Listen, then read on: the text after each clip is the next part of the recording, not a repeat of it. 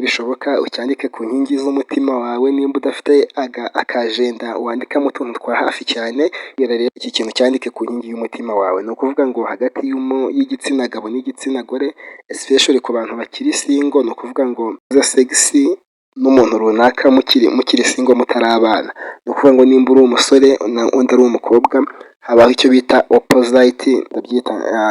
habaho opposite attraction. Ni ukuvuga ngo umusore iyo akoze segisi n'umukobwa, ikintu cya mbere ni uko nta musore ugukunda wagusaba ko mukora segisi mutarapanga ubukwe imbere y'uko ubukwe buba. First of all, iyo umusore agusabye ko mukora segisi, ni uko aba afite undi ku ruhande akunda cyane, kuko umuntu akunda cyane neza, umukobwa umusore akunda neza, ntabwo yamusaba ko baryamana kuko aramwubaha, aramutinya, mbega aramwubaha cyane. Rero mu gihe agusabye ko mukora segisi, uzamenye ko afite undi ku ruhande yubaha adashobora kubisaba, ku buryo yakwemera akajya no gutanga amafaranga akajya gusambana ahandi, ariko weho akunda, weho mukundana, ntabwo yakubwira ko musambana cyangwa se mukora segisi mutarakora ubukwe.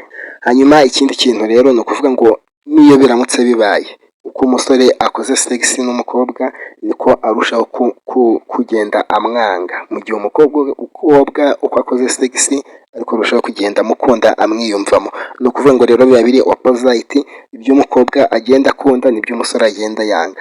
Ni ibintu rero biba biri muri opposite direction.